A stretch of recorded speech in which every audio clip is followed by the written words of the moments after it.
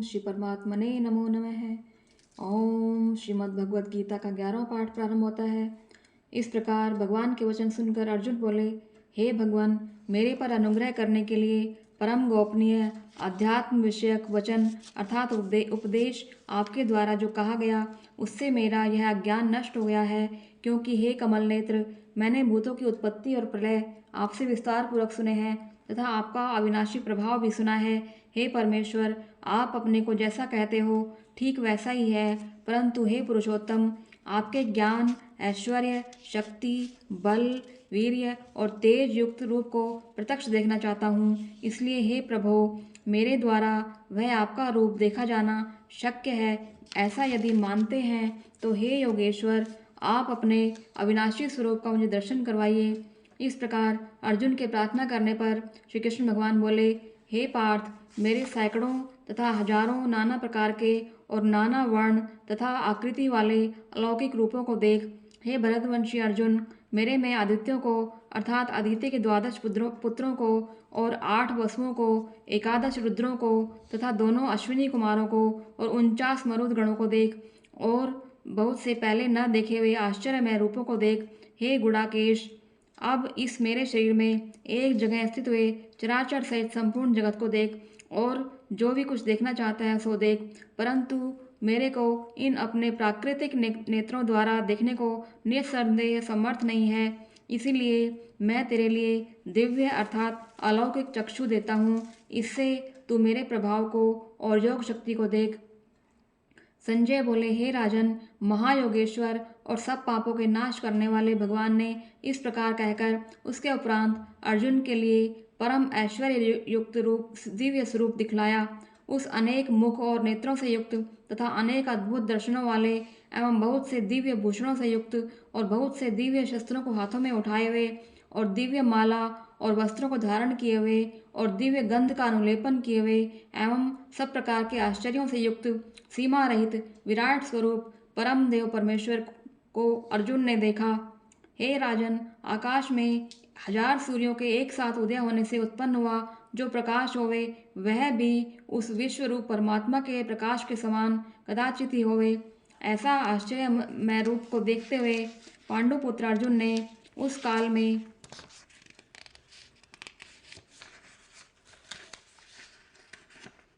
अनेक प्रकार से विभक्त हुए अर्थात पृथक पृथक हुए संपूर्ण जगत को उन देवों के देव श्री कृष्ण भगवान के शरीर में एक जगह स्थित देखा। उसके अनंतर वह आश्चर्य से युक्त हुआ हर्षित रोमों वाला अर्जुन विश्व रूप परमात्मा को श्रद्धा भक्ति सहित सिर से प्रणाम करके हाथ जोड़कर बोला, हे देव, आपके शरीर में संपूर्ण देवों को तथा अनेक भूतों के समुदायों को और कमल के आसन पर बैठे हुए ब्रह्मा को तथा महादेव को और संपूर्ण ऋषियों को तथा दिव्य सर्पों को देखता हूँ। हे संपूर्ण विश्व के स्वामिन, आपको अनेक हाथ, पेट, मुख और नेत्रों से युक्त तथा सब ओर से अनंत रूपों वाला देखता हूँ। हे विश्वरूप, आपके न अंत को देखता हूँ, न मध्य को देखता हूँ और न आदि को ही देखता हूँ। हे विष्णु, आपको मैं मुकुट युक्त, गदा युक्त और चक्र युक्त तथा सब ओर से प्रकाशमान तेज का पुंज, प्रज्वलित अग्नि और सूर्य के समान ज्योति युक्त, देखने में अति गहन और अप्रमेय स्वरूप सब ओर से देखता हूँ। इसलिए हे भगवान, आप ही जानने योग्य परम अक्षर हैं अर्थात परम ब्रह्म परमात्मा हैं, और आप ही इस जगत के परम आश्रय हैं तथा आप ही अनादि धर्म के रक्षक हैं और आप ही अविनाशी सनातन पुरुष हैं, ऐसा मेरा मत है। हे परमेश्वर, मैं आपको आदि अंत और मध्य से रहित तथा अनंत सामर्थ्य से युक्त और अनंत हाथों वाला तथा चंद्र सूर्य रूप नेत्रों वाला और प्रज्वलित अग्नि रूप मुख वाला तथा अपने तेज से इस जगत को तपायमान करता हुआ देखता हूँ। हे महात्मन, यह स्वर्ग और पृथ्वी के बीच का संपूर्ण आकाश तथा सब दिशाएं एक आप से ही परिपूर्ण हैं तथा आपके इस अलौकिक और भयंकर रूप को देखकर तीनों लोग अति व्यथा को प्राप्त हो रहे हैं। हे गोविंद, वे सब देवताओं के समूह आप में ही प्रवेश करते हैं और कई एक भयभीत होकर हाथ जोड़े हुए आपके नाम और गुणों का उच्चारण करते हैं और महर्षि और सिद्धों के समुदाय कल्याण होवे ऐसा कहकर उत्तम उत्तम स्तोत्रों द्वारा आपकी स्तुति करते हैं। हे परमेश्वर, जो एकादश रुद्र और द्वादश आदित्य तथा 8 वसु और साध्यगण, विश्वेदेव तथा अश्विनी कुमार और मरुदगण और पितरों का समुदाय तथा गंधर्व, यक्ष, राक्षस और सिद्धगणों के समुदाय हैं, वे सब ही विस्मित हुए आपको देखते हैं। हे महाबाहो, आपके बहुत मुख और नेत्रों वाले तथा बहुत हाथ, जंघा और पैरों वाले और बहुत उदरों वाले तथा बहुत सी विकराल जाड़ों वाले महान रूप को देखकर सब लोग व्याकुल हो रहे हैं तथा मैं भी व्याकुल हो रहा हूँ, क्योंकि हे विष्णु, आकाश के साथ स्पर्श किए हुए देदीप्यमान अनेक रूपों से युक्त तथा फैलाए हुए मुख और प्रकाशमान विशाल नेत्रों से युक्त आपको देखकर भयभीत अंतःकरण वाला मैं धीरज और शांति को प्राप्त नहीं होता हूँ। हे भगवान, आपके विकराल जाड़ों वाले और प्रलय काल की अग्नि के समान प्रज्वलित मुखों को देखकर दिशाओं को भी नहीं जानता हूँ और सुख को भी नहीं प्राप्त होता हूँ। इसलिए हे देवेश, हे जगन निवास, आप प्रसन्न होइए। मैं देखता हूँ कि वे सब ही धृतराष्ट्र के पुत्र राजाओं के समुदाय सहित आप में प्रवेश करते हैं और भीष्म पितामह, द्रोणाचार्य तथा वह कर्ण और हमारे पक्ष के भी प्रधान योद्धाओं के सहित सबके सब वेग युक्त हुए आपके विकराल जाड़ों वाले भयानक मुखों में प्रवेश करते हैं और कई एक चूर्ण हुए सिरों सहित आपके दांतों के बीच में लगे हुए दिखते हैं। हे विश्वमूर्ते, जैसे नदियों के बहुत से जल के प्रवाह समुद्र के ही सम्मुख दौड़ते हैं अर्थात समुद्र में प्रवेश करते हैं, वैसे ही वे शूरवीर मनुष्यों के समुदाय भी आपके प्रज्वलित हुए मुखों में प्रवेश करते हैं। अथवा जैसे पतंग मोह के वश होकर नष्ट होने के लिए प्रज्वलित अग्नि में अति वेग से युक्त हुए प्रवेश करते हैं, वैसे ही यह सब लोग भी अपने नाश के लिए आपके मुखों में अति वेग से युक्त हुए प्रवेश करते हैं और आप उन संपूर्ण लोगों को प्रज्वलित मुखों द्वारा ग्रसन करते हुए सब ओर से चाट रहे हैं। हे विष्णु, आपका उग्र प्रकाश संपूर्ण जगत को तेज के द्वारा परिपूर्ण करके तपायमान करता है। हे भगवान, कृपा करके मेरे प्रति कहिए कि आप उग्र रूप वाले कौन हैं। हे देवों में श्रेष्ठ, आपको नमस्कार होवे, आप प्रसन्न होइए। आदि स्वरूप, आपको मैं तत्व से जानना चाहता हूँ, क्योंकि आपकी प्रवृत्ति को मैं नहीं जानता। इस प्रकार अर्जुन के पूछने पर श्री कृष्ण भगवान बोले, हे अर्जुन, मैं लोकों का नाश करने वाला बढ़ा हुआ महाकाल हूँ। इस समय इन लोकों को नष्ट करने के लिए प्रवृत्त हुआ हूँ। इसलिए जो प्रतिपक्षियों की सेना में स्थित योद्धा लोग हैं, वे सब तेरे बिना भी नहीं रहेंगे, अर्थात तेरे युद्ध न करने से भी इन सब का नाश हो जाएगा। इससे तू खड़ा हो और यश को प्राप्त कर तथा शत्रुओं को जीतकर धन धान्य से संपन्न राज्य को भोग। और यह सब शूरवीर पहले से ही मेरे द्वारा मारे गए हैं। हे सव्यसाचिन, तू तो केवल निमित्त मात्र ही हो जा तथा इन द्रोणाचार्य और भीष्म पितामह तथा जयद्रथ और कर्ण तथा और भी बहुत से मेरे द्वारा मारे हुए शूरवीर योद्धाओं को तू मार और भय मत कर। निसंदेह तू युद्ध में वैरियों को जीतेगा, इसलिए युद्ध कर। इसके उपरांत संजय बोले कि हे राजन, केशव भगवान के इस वचन को सुनकर मुकुटधारी अर्जुन हाथ जोड़े हुए कांपता हुआ नमस्कार करके फिर भी भयभीत हुआ प्रणाम करके भगवान श्री कृष्ण के प्रति गदगद वाणी से बोला कि हे अंतर्यामिन, यह योग्य ही है कि जो आपके नाम और प्रभाव के कीर्तन से जगत अति हर्षित होता है और अनुराग को भी प्राप्त होता है तथा भयभीत हुए राक्षस लोग दिशाओं में भागते हैं और सब सिद्धगणों के समुदाय नमस्कार करते हैं। हे महात्मन, ब्रह्मा के भी आदि कर्ता और सबसे बड़े आपके लिए वे कैसे नमस्कार नहीं करें, क्योंकि हे अनंत, हे देवेश, हे जगन्निवास, जो सत, असत और उनसे परे अक्षर अर्थात सच्चिदानंद घन ब्रह्म है, वे आप ही हैं। हे प्रभो, आप आदि देव और सनातन पुरुष हैं। आप इस जगत के परम आश्रय और जानने योग्य, जानने वाले तथा परम धाम हैं। हे अनंत रूप, आपसे यह सब जगत व्याप्त अर्थात परिपूर्ण है।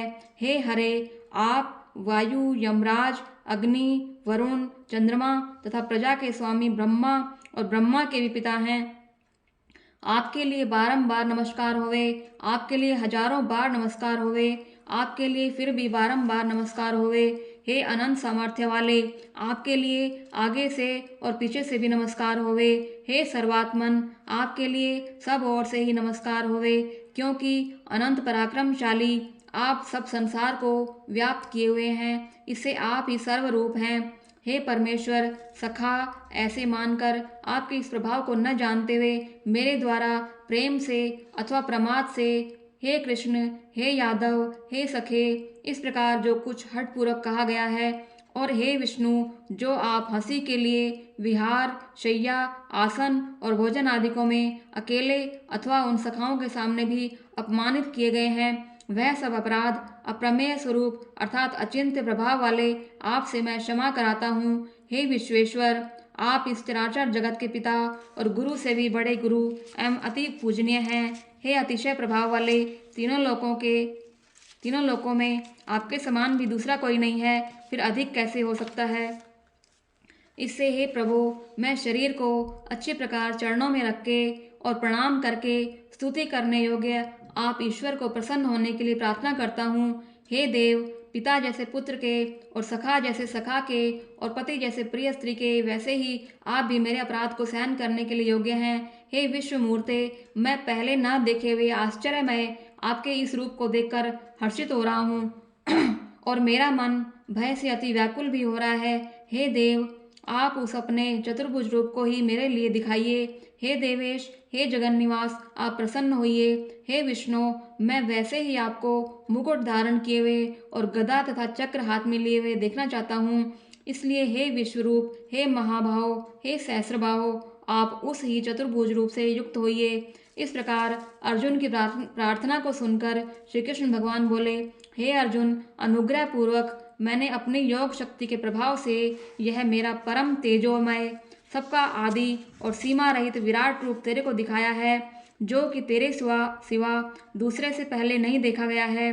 हे अर्जुन, मनुष्य लोक में इस प्रकार विश्व रूप वाला मैं न वेद और न यज्ञों के अध्ययन से तथा न यज्ञों से, न दान से, न क्रियाओं से, न उग्र तपों से तेरे सिवा दूसरे से देखा जाने को शक्य हूँ। इस प्रकार के मेरे इस विकराल रूप को देखकर तेरे को व्याकुलता न होवे और मूढ़ भाव भी न होवे और भय रहित प्रीति युक्त मन वाला तो उस ही मेरे इस शंख चक्र गदा पद्म सहित चतुर्भुज रूप को फिर देख। उसके उपरांत संजय बोले कि हे राजन, वासुदेव भगवान ने अर्जुन के प्रति इस प्रकार कहकर फिर वैसे ही अपने चतुर्भुज रूप को दिखाया और फिर महात्मा कृष्ण ने सौम्य मूर्ति होकर इस भयभीत हुए अर्जुन को धीरज दिया। उसके उपरांत अर्जुन बोले, हे जनार्दन, आपके इस अति शांत मनुष्य रूप को देखकर अब मैं शांत चित्त हुआ अपने स्वभाव को प्राप्त हो गया हूँ। इस प्रकार अर्जुन के वचन को सुनकर श्री कृष्ण भगवान बोले, हे अर्जुन, मेरा यह चतुर्भुज रूप देखने को अति दुर्लभ है कि जिसको तुमने देखा है, क्योंकि देवता भी सदा इस रूप के दर्शन करने की इच्छा वाले हैं। हे अर्जुन, न वेदों से, न तप से, न दान से और न यज्ञ से इस प्रकार चतुर्भुज रूप वाला मैं देखा जाने को शक्य हूँ कि जैसे तुमने मेरे को देखा है। परंतु हे श्रेष्ठ तप वाले अर्जुन, अनन्य भक्ति करके तो इस प्रकार चतुर्भुज रूप वाला मैं प्रत्यक्ष देखने के लिए और तत्व से जानने के लिए तथा प्रवेश करने के लिए अर्थात एक ही भाव से प्राप्त होने के लिए भी शक्य हूँ। हे अर्जुन, जो मनुष्य केवल मेरे ही लिए सब कुछ मेरा समझता हुआ यज्ञ, दान और तप आदि संपूर्ण कर्तव्य कर्मों को करने वाला है और मेरे परायण है अर्थात मेरे को परम आश्रय और परम गति मानकर मेरी प्राप्ति के लिए तत्पर है तथा मेरा भक्त है अर्थात मेरे नाम, गुण, प्रभाव और रहस्य के श्रवण, कीर्तन, मनन, ध्यान और पठन पाठन का प्रेम सहित निष्काम भाव से निरंतर अभ्यास करने वाला है और आसक्ति रहित है अर्थात स्त्री, पुत्र और धन आदि संपूर्ण सांसारिक पदार्थों में स्नेह रहित है और संपूर्ण भूत प्राणियों में वैर भाव से रहित है, ऐसा वह अनन्य भक्ति वाला मनुष्य मेरे को ही प्राप्त होता है। ओम। इस प्रकार श्रीमद् भगवद गीता रूपी उपनिषद एवं ब्रह्म विद्या तथा योग शास्त्र विषयक श्री कृष्ण और अर्जुन के संवाद में विश्व रूप दर्शन योग नामक 11वां पाठ संपूर्ण होता है। ओम श्री परमात्मने नमो नमः।